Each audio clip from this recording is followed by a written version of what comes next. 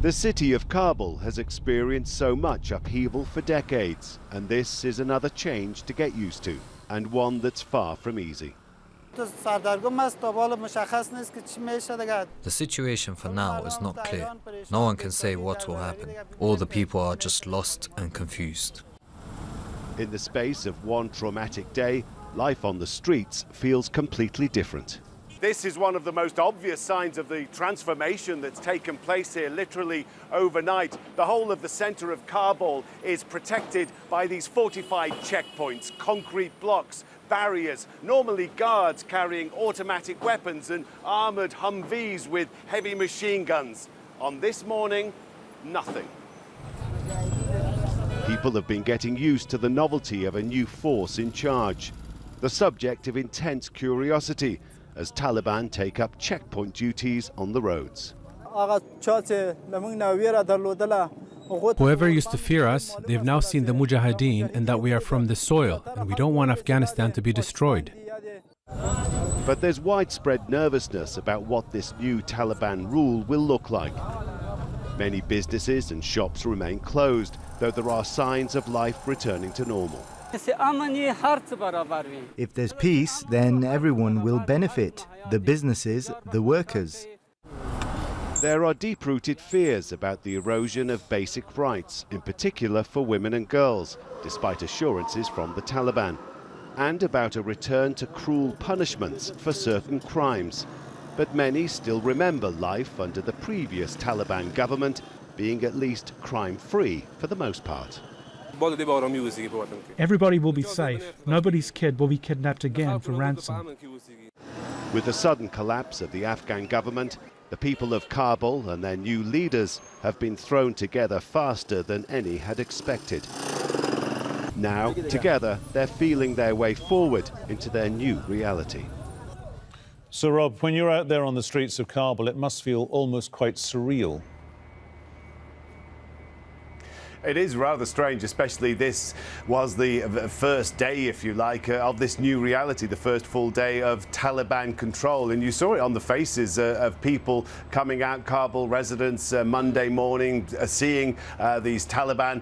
Some of them for the first time. Some of the older residents, of course, will remember their rule from previously, from the mid-90s through till 2000, 2001. Many people having, of course, very bad memories, very bad experiences of that time. The Taliban, of course, are insisting this is a different type of rule now. They will be a different type of Taliban, more sensitive, etc. But it remains to be seen, especially in Kabul, if they will meet those words with actions, if they'll live up to that. And of course, there is far more scrutiny now, 20 years later, because of communications and technology. The whole world is watching, and the whole world, of course, will remember what Afghanistan went through before 2001 and some of the horrors. So they are very much under scrutiny, and you do get a sense of that they do feel as though the world is watching. And as to those scenes from the airport, Rob, is anyone actually in charge of the airport? Because it's a couple of hours since people were trying to get onto or literally hang on to those aircraft. There is a certain amount of order, if you like, but there are two lines that are separated by this chaos in the middle. Let me explain. If you have outside the terminal now, you have a Taliban cordon, armed Taliban keeping people away from the terminal. There's still a big pressure. A lot of people would still like to get in there. In fact, we do hear occasionally the odd burst of gunfire. We know that Taliban soldiers and also US soldiers, it seems, have been using weapons mainly to scare away people to force them back at gunpoint. You also have the US defensive line inside the terminal, inside the Rob, airport, I'm going to pause you there, for which I apologise. We're going live to the United Nations in New York because this special meeting on Afghanistan has just kicked off. It was scheduled to take place in about 10 minutes from now. Delegates, members and ambassadors are in the chamber slightly early. Let's listen in to what's being said. A generation of young Afghan women and girls, boys and men.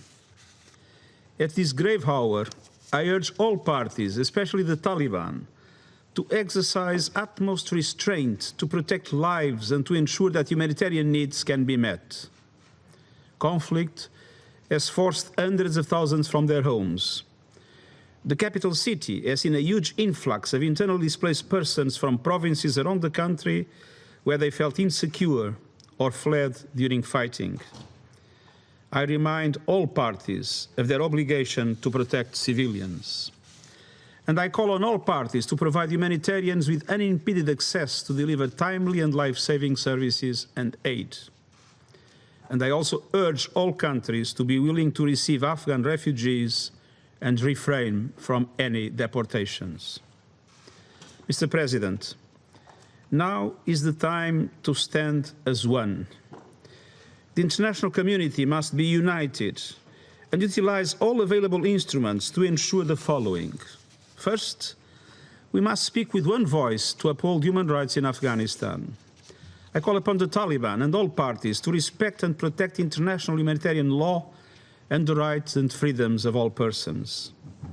We are receiving chilling reports of severe restrictions on human rights throughout the country. And I am particularly concerned by accounts of mounting human rights violations against the women and girls of Afghanistan who fear a return to the darkest days. It is essential that the hard-won rights of Afghan women and girls are protected. They are looking to the international community for support, the same international community that assured them that opportunities would be expanded, education would be guaranteed, freedoms would be spread, and rights would be secured. Second, the international community must unite to make sure that Afghanistan is never again used as a platform or safe haven for terrorist organizations. I appeal to the Security Council and the international community as a whole to stand together, to work together and act together, and use all tools at its disposal to suppress the global terrorist threat in Afghanistan and to guarantee that basic human rights will be respected. Regardless of who holds power, these two fundamental principles, in which our world has such a deep and abiding interest, must be upheld. Mr. President, the United Nations is committed to supporting Afghans. We continue to have staff and offices in areas that have come under Taliban control. I am relieved to report that, in large measure, our personnel and premises have been respected. We urge the Taliban to continue to do so and to honor the integrity and inviolability of diplomatic envoys and premises.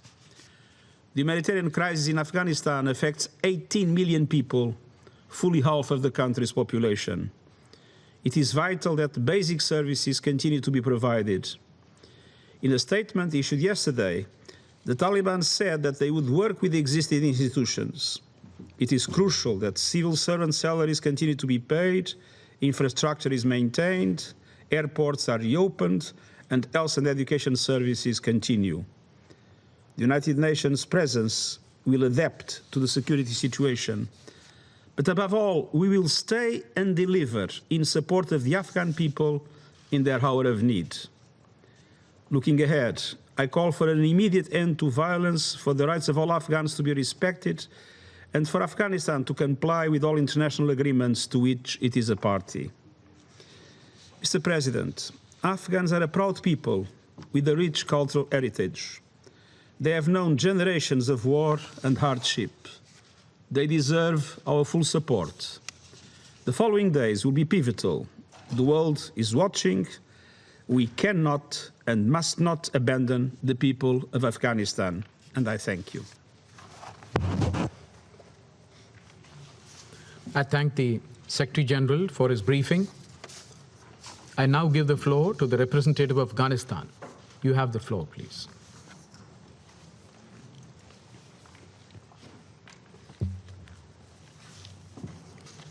Your Excellency, the President, Excellency, Mr. Secretary General, Excellencies, ladies and gentlemen, good morning. Thank you, Mr. President, for this opportunity to speak at yet another Council meeting on the situation in Afghanistan and for India's leadership of the Council during this critical period.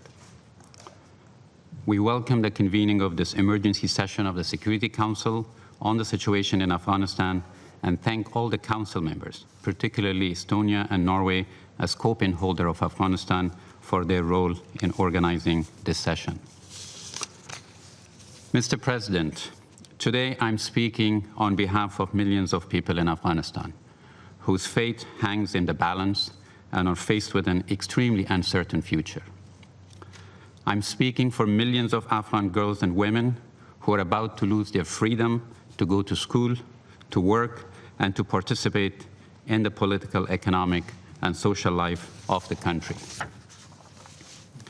I'm speaking for thousands of human rights defenders, journalists, academics, civil servants, and former security personnel whose lives are at risk for defending human rights and democracy. I'm speaking for thousands of internally displaced people who are desperately in need of shelter, food, and protection in Kabul and other places.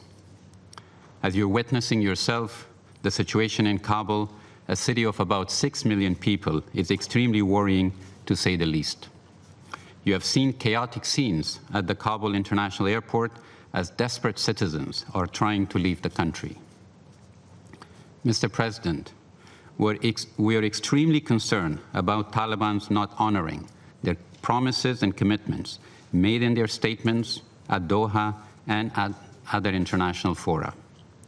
We've witnessed time and again how Taliban have broken their promises and commitments in the past. We have seen gruesome images of Taliban's mass executions of military personnel and target killings of civilians in Kandahar and other big cities. Mr. President, we cannot allow this to happen in Kabul, which has been the last refuge for many people escaping violence and Taliban's revenge attacks. Kabul residents are reporting that Taliban have already started house-to-house searches in some neighborhoods, registering names and looking for people in their target list. There are already reports of target killings and looting in the city. Kabul residents are living in absolute fear right now. Mr. President, there is no time for blame game anymore. We have an opportunity to prevent further violence, prevent Afghanistan descending into a civil war and becoming a pariah state. Therefore, the Security Council and the UN Secretary General should use every means at its disposal to call for an immediate cessation of violence and respect for human rights and international humanitarian law. Call on the Taliban to fully respect the general amnesty offered by them, cease target killing and revenge attacks, and abide by international humanitarian laws. Urge that no public institutions and service delivery infrastructure be demolished, including works of arts in museums and media institutions. Stress that anyone violating human rights of Afghan citizens and international humanitarian law will be held accountable. Urgently establish a humanitarian corridor for the evacuation of those at risk of Taliban's retributions and attacks. Call on neighboring countries of Afghanistan to open their borders and facilitate exit of people trying to escape and entry of goods for humanitarian relief and operations. Call for the immediate establishment of an inclusive and representative transitional government that includes all ethnic groups and women representatives, which can lead to a dignified and lasting solution to the conflict, bring peace, and preserve the gains of the last 20 years, especially for women and girls. Stress that the Council and the United Nations will not recognize any administration that achieves power through force or any government that is not inclusive and representative of its diversity of the country. Unequivocally state that it does not recognize the restoration of the Islamic Emirate as reaffirmed in previous Council statements and agreements.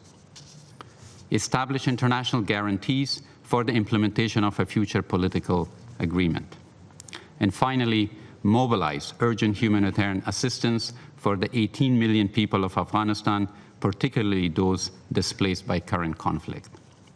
The UN humanitarian appeal at $1.3 billion remain 40% funded. We urge the international community to meet the remainder of this life-saving appeal to provide critical aid to all internally displaced people. At the end, I would like to thank the United Nations and many other international organizations who are on the ground providing life-saving humanitarian support and monitoring human rights on the ground. Thank you, Mr. President. I thank the representative of Afghanistan for his statement. I will now give the floor to those council members who wish to make statements. I give the floor to the representative of Estonia. You have the floor, please. Thank you, Mr. President. You're watching Al Jazeera. We're live for you there at the UN building in New York. We heard there from Antonio Guterres. He was talking about respecting human rights. Now it's the time to stand as one. We must be united, he said, but significantly. We heard from Ghulam Azakzai, the Afghan ambassador to the UN. He said he was speaking on behalf of millions of people, speaking for women, girls, journalists, internally displaced people. He said, we've seen how the Taliban have broken their promises in the past. Sitting in on that discussion, watching it for us from his usual vantage point, is our diplomatic editor, James Bays. James, what do you make of what we've heard so far?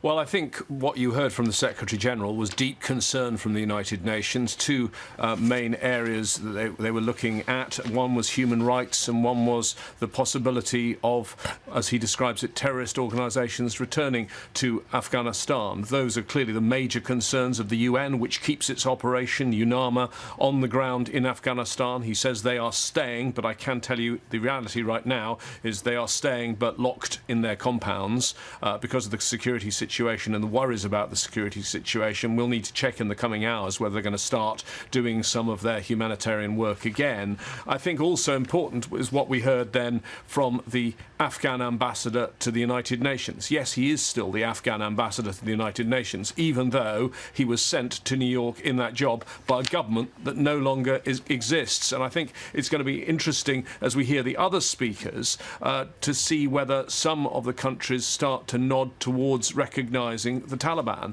and certainly we're hearing that coming out of Moscow and Beijing. Not a formal recognition yet, but the idea that they'll be prepared to work with the Taliban. So listen very carefully in the next hour or so when we have the speeches from the Russian and the Chinese ambassador. I think it'll also be interesting to hear from some of the US's close allies in Afghanistan. Behind the scenes, I can tell you, they are not saying good things about what's happened. They don't feel they were properly consulted before President Biden made his announcement that he was withdrawing the troops, and they don't think that this has been handled in a good way by the US, the way that they've handled the withdrawal. Will we hear that publicly? Certainly. I heard the Irish ambassador on the way in use the word catastrophe, so it'd be interesting to see how some of those allies respond. 15 members of the Security Council, 6 of them at some point had troops, the US and 5 others, troops in Afghanistan over the last 20 years. But James, when the Afghan ambassador Ghulam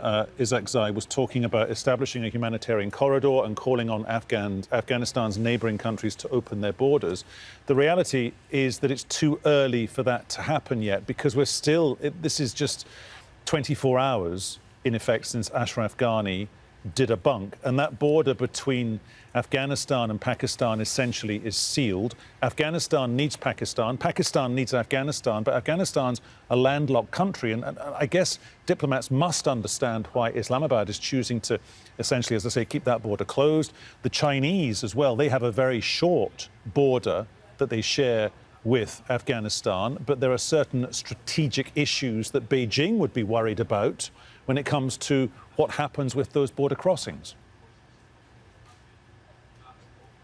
Yeah, I mean, in terms of people crossing the border, I don't think, given where the border with China is, Afghanistan looks a little bit like this, like a fist. Well, the border with China is at the very top there. It's a tiny border and a pretty mountainous region. But I think the places that there are going to be major refugee flows are potentially into Pakistan and Iran. And both countries have housed millions of Afghan refugees in the past. And I don't think will want to publicly signal that they're opening the border borders and have a humanitarian corridor in the way the ambassador suggested, because that may lead to a major displacement of people across the borders. The UN is worried that literally millions of people might try to leave Afghanistan. Also worth noting that the Afghan ambassador was still talking about the idea of a representative transitional government representing all the different factions in Afghanistan. And remember, that's what they were talking about in those talks in Doha that never got to an agreement.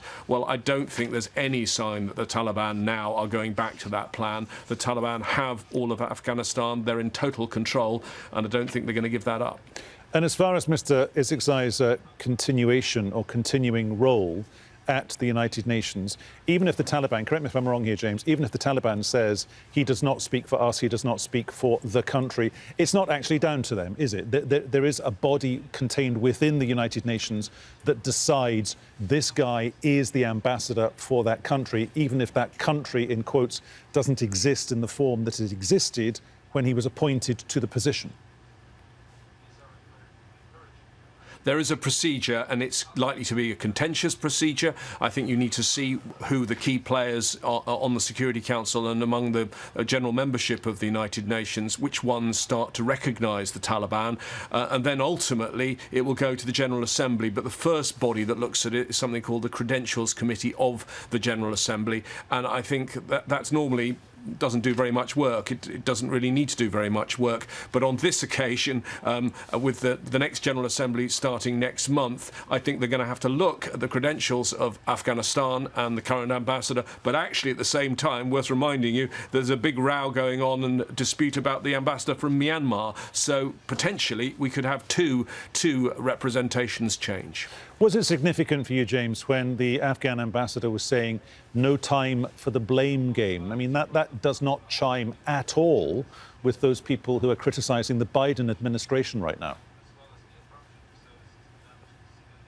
No, and it doesn't, I don't think, chime with a lot of what I'm hearing from those that were part of the Ghani administration. Now, some of those are blaming the US, and some of them are blaming President Ghani himself, who clearly was despised by many in Afghanistan, including members of his own cabinet and some of his inner circle, as an ineffective leader at the end. It is interesting that the speech didn't really take a political tone. I think that's because this Afghan ambassador, now in a job that representing a government that doesn't exist, has only been in the job for nearly a month. He only presented his credentials to the Secretary-General, taking up the job at the end of July, and his previous job was as a UN official. So I think it was a somewhat measured speech from him, not a political speech, just because of the background of the man. We're currently waiting on the Norwegian delegation, the Norwegian ambassador wrapping up, because we're anticipating the US ambassador is next, James. As far as sort of international diplomatic circles are concerned, critics of the Biden administration are saying this was or is playing out in real time, day to day, week to week now, a colossal foreign policy blunder. It may damage, mightn't it, the US standing internationally as a force for good diplomatically, but will it damage the Biden administration, in your opinion, James? Because when one talks to American colleagues, American friends, or just engages with the debate in America, Americans are so weary of going to other people's wars and literally chucking in gazillions of US dollars to fund it, getting involved in nation building, and then pulling out anyway. Americans have had enough of this. Well, certainly it will damage, I think, the US's credibility and power and prestige in the world concerning its allies and its adversaries. But I think you might be right on the point about Americans not caring about Afghanistan and not wanting to be in Afghanistan. But then again, remember the power of pictures. Remember those chaotic scenes that we've seen in recent hours out of Kabul airport. Those scenes are desperate for all of us, but they also, I suspect, show a humiliation of the US, the way it's had to leave, and that will play out on every American's TV screens in the coming hours. Let's see what the US have to say about this, because the US ambassador, Peter, is about to speak. OK, James, we'll talk to you in a minute. Thank you so much. Thank you, Mr. President. Secretary General Guterres, Thank you for your sobering briefing and for your strong statement. Your role, along with your personal envoy, Jean Arnaud, and Special Representative Lyons and her team on the ground, is especially vital now. And as we enter an uncertain and crucial period that requires the international community to speak with a clear and unified voice. The United States deeply appreciates the continued efforts of UNAMA and other UN actors on the ground in Afghanistan that are continuing to provide life-saving assistance to Afghans in need. We also thank Norway and Estonia for calling this meeting and India for convening it given the events of the past 72 hours. And we welcome the participation of Afghanistan to this meeting. Over this past weekend, members of the international community joined together to state unequivocally that every Afghan should be able to live in safety, security, and dignity. We also called on all parties in Afghanistan to ensure safe departures and the protection of human life and property. Today, I want to reiterate, reemphasize, and reassert this call.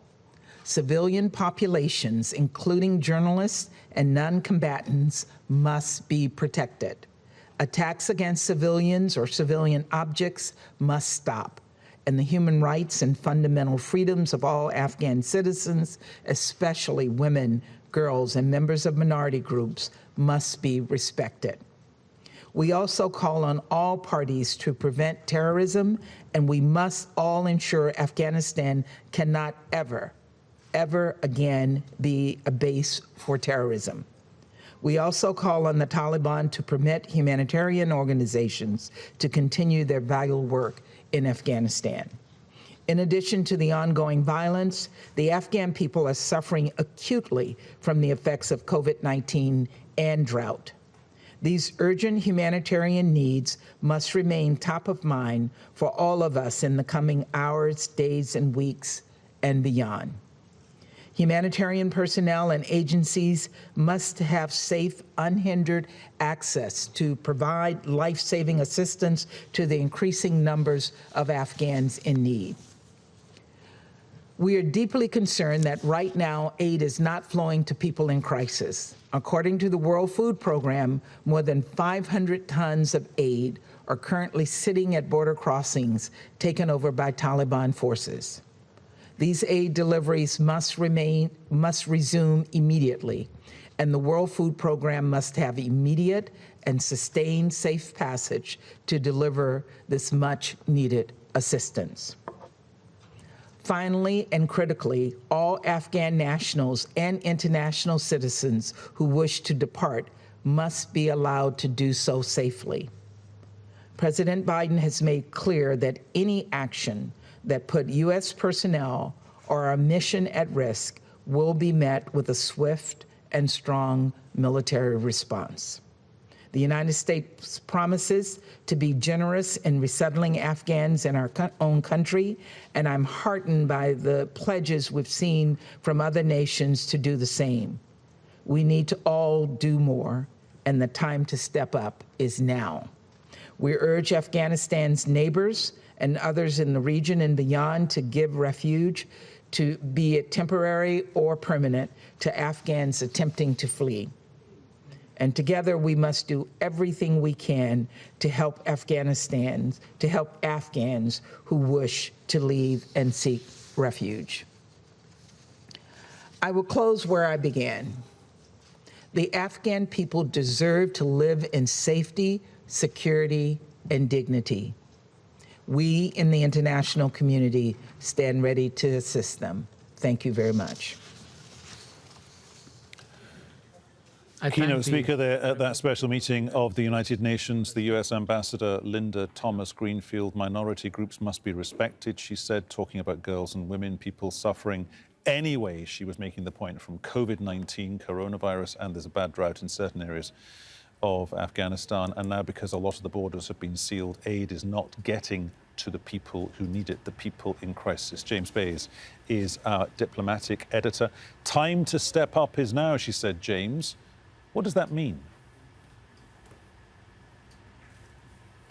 I don't know what it means. It's really not clear what the US will do beyond what they're doing currently at Kabul airport, because they have no tools anymore. The US is virtually out of Afghanistan. The only operation they have is that ongoing operation at the airport. Clearly, there was a strong message, I think, to the Taliban about that ongoing operation, saying that any interference with them, any attack on them, would be met with a swift and strong military response. But beyond that, most of the speech, one of my colleagues said to me, was very, very safe. She didn't. There were no strong, particularly strong words, emotional words. She didn't describe the scenes that have concerned us all so greatly in the last 48 hours, particularly the chaos at Kabul airport, where the U.S. military are supposed to be in control. None of that. It was a very, very safe speech by the U.S. ambassador. No passion. Some would argue perhaps no compassion, given the scenes we've been seeing. James, many thanks. James Bays, our diplomatic editor, wrapping up the events there at the United Nations in New York. That meeting called so that all the relevant delegates and ambassadors can talk about what's going on in Afghanistan today and yesterday. Today, we've seen those scenes of absolute chaos, dangerous chaos at the airport, as people were so keen to get out of the country, literally hanging on to the side of US military aircraft. Antonio Guterres saying we must respect human rights. Now is the time to stand as one.